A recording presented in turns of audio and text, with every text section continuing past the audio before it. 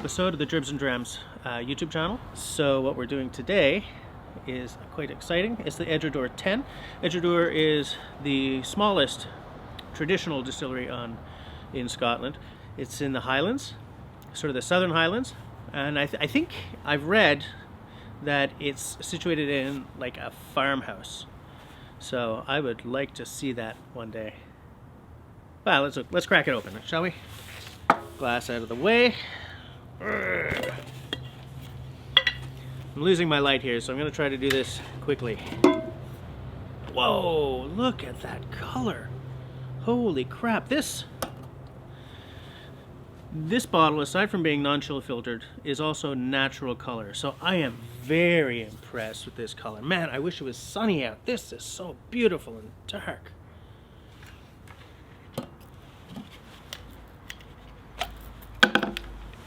Let's crack this baby open, shall we?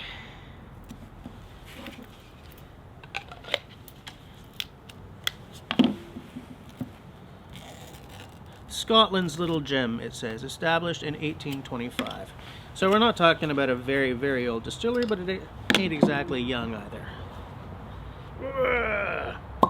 Oh, did you hear that? Oh, wow, okay.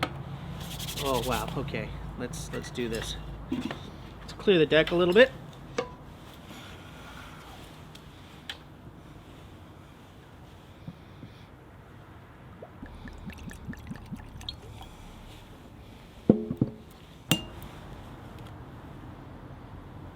I'm just going to sort of let that sit for a few minutes. I'm not going to put the barrel here again. I have read that this Edradour kind of needs to breathe for a couple of weeks before the drams are really any good. Well, not really any good, but before it can really reach its potential. So, though I'm happy to have this, and I'm looking forward to tasting it, I'm not going to fully judge it until second time around. So, how many of my little check boxes does this thing take off? Well, a bunch of them actually. It's a single malt with an age statement, non-chill filtered, no caramel coloring. The only thing that it's sort of missing, I think, is the fact that this is 40%, which I'm not very excited about. But hey, whatevs, right? What we are getting is condensation in the glass. It's like minus something today. It's below freezing, so you know, we're just gonna deal with it. Wonder if I've let that sit long enough. I very often, as in almost always, will pour something and then let it sit for at least a few minutes. I feel that the longer you can let a dram sort of sit and breathe, the better it is for the dram itself. Stupid squirrel. So what do you think? Should we do some notes? Should we do some nosing notes first?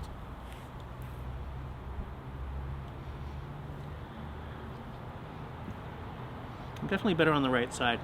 There's like an apple cider there. Maybe yeah, there's a lot of fruit. Heavy on the apple, maybe something else, maybe like a little pear.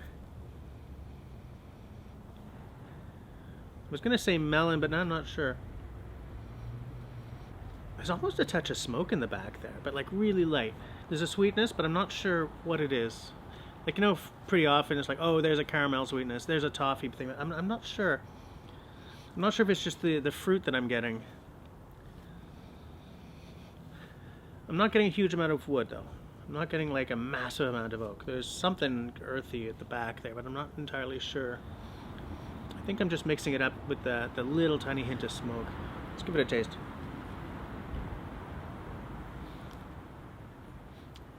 Oloroso there. So I forgot to check, but I'm pretty sure there's an Oloroso cask in there.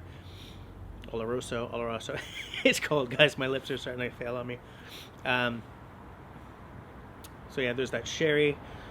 Now that there's a real toffee there, so I guess I was smelling a toffee sweetness there. Still nicely fruity, malty, much maltier than it was on the nose. There's almost kind of a rum thing happening there. Dry though, this isn't an overly sweet, cloying. Well, there's a hint of cloy there actually. cloy. Is that a real word? But it's not like a sherry bomb, right? You don't sort of glug and then, oh, it's like syrup. It's dry. There's a sweetness, there's the toffee, there's the fruit. It's funny, the appley thing is more on the nose than in the taste, but yeah, you see now that I've tasted it, nosing it brings the toffee way out front. Well, way out middle. Like the smoke is not as present as it was before. I don't even know if that smoke is really there. I'm looking for the finish now. It's funny because now there's that smoke again. I've still got the fruit. I'm wondering if it's more like a candied fruit though, or something like a processed in some way fruit. It's not an extremely long finish. It's not the shortest I've ever had either. I mean, it's got some staying power, but it's not the longest finish. There's spice, there's oil, there's like some of the typical things you find. I'm looking forward to tasting this thing after it's been breathing and oxidizing for a couple of weeks though. I'm gonna get some water.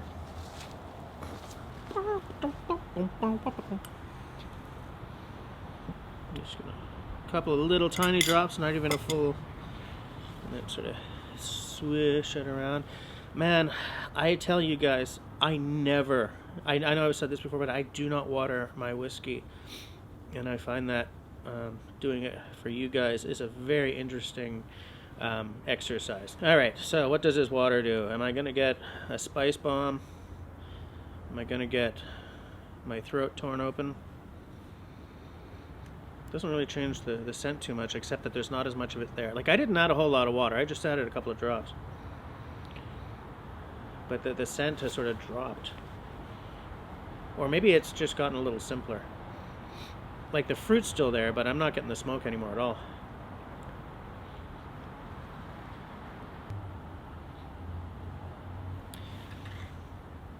That calms it way down, which is interesting, because it's so often when you add like a drop of water, it sort of makes it more volatile, more.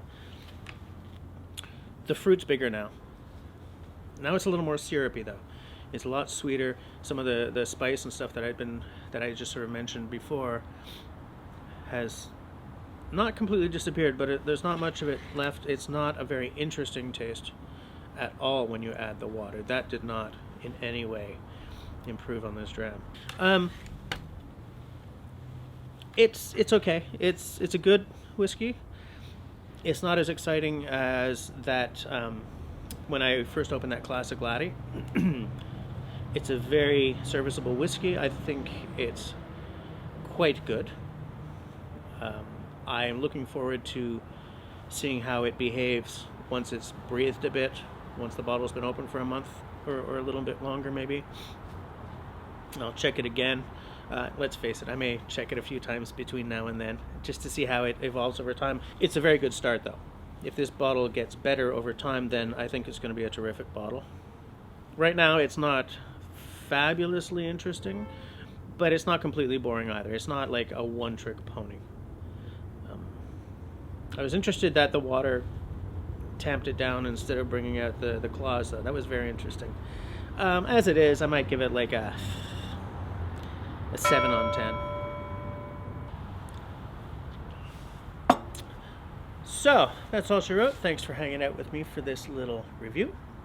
If you like what I'm doing, please, I want you to do the following things. First, I want you to mention down below whether or not you love the Edradour, hate the Edradour, think that there's another one I should try instead of this one. If you buy it and you love it because of what I've said, let me know. If you buy it and you hate it because of what I said, let me know. If my tasting notes sort of align with yours, let me know that as well. Aside from that, please share the video and leave me a smiley thumb. If you don't like what I'm doing, it's all good. Just leave me a frowny thumb. Thanks for watching, guys.